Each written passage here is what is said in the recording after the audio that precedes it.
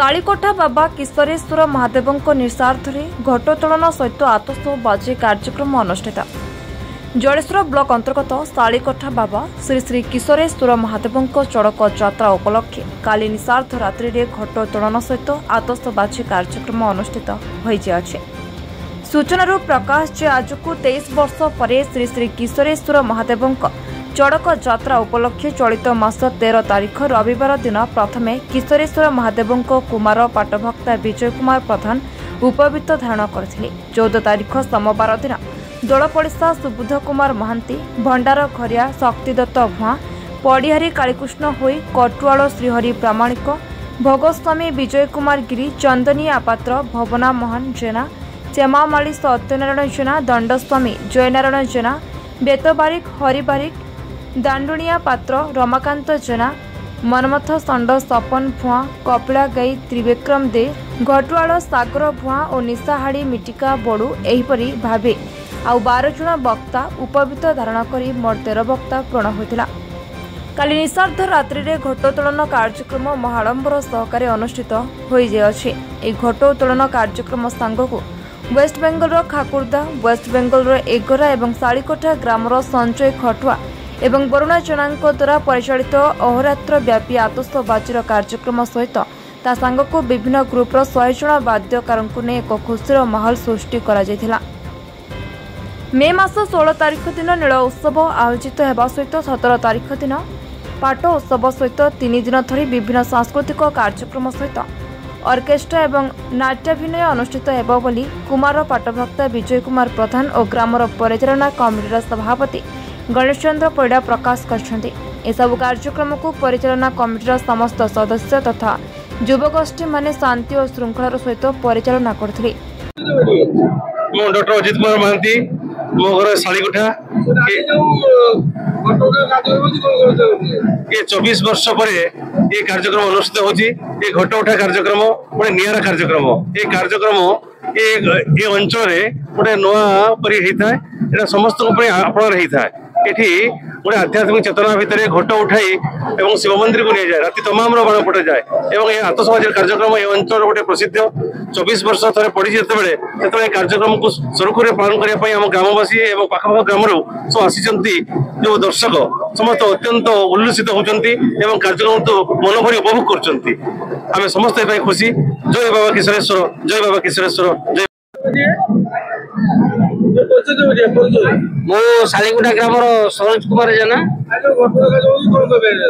आज घटोटा कार्यक्रम होची शालीकोठा ग्राम ऐतिहासिक परंपरा को 23 वर्ष पर पुणी थे शालीकोठा ग्राम तरफ चड़क यात्रा जो घटोत्तोलन कार्यक्रम बर्तमान आरंभ होची। यार 17 दिन पर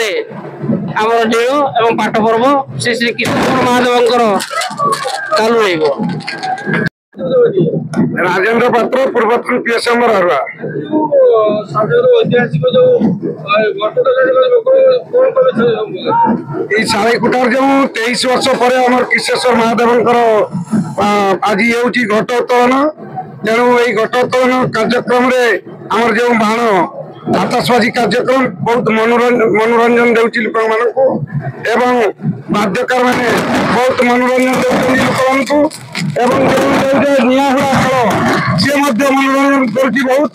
आहरी रही आमर पात नील पात ए नील पात्र आम मनस्थ करूँ 3-4 रात यात्रा मंचस्थ करूँ।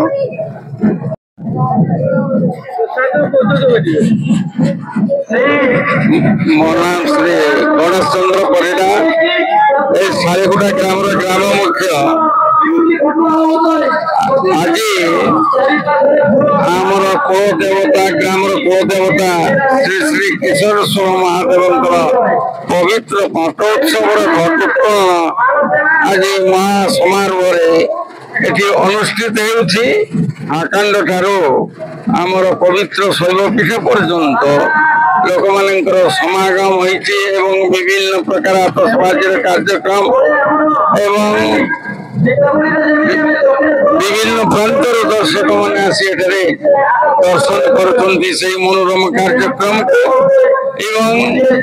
कार्यक्रम दीर्घ 23 वर्ष पर आम गाँव में अनुष्ठित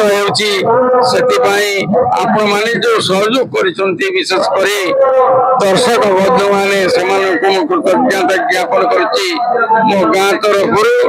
समस्त को अभिनंदन जनाऊँगी पुणी आपण को आसवाई आमंत्रण जनाऊँ कथा कौन कि ये तो गोटे आम परंपरा जहाँ भी हो 24 वर्ष पर जो बाबा किशोरेश्वर सड़क यात्रा हुए आम गोटे निरा आनंद अनुभव करूँ कारण कौन 24 वर्ष गोटे छोट कथा नुह तेणु से 24 वर्ष आम समस्त अपेक्षा करता एक भाईचारा एक निरा पर्व जो महानील महापात शालीकोटा बाबा किशोरेश्वर बहुत खुशी लगुच एक 23 वर्ष पर जो जनक यात्रा अनुष्ठित बाण बाजा बहुत लोक जो आनंद से आनंद को देखिए हमको खुशी लगुच जहाँ महादेव जय हो समस्त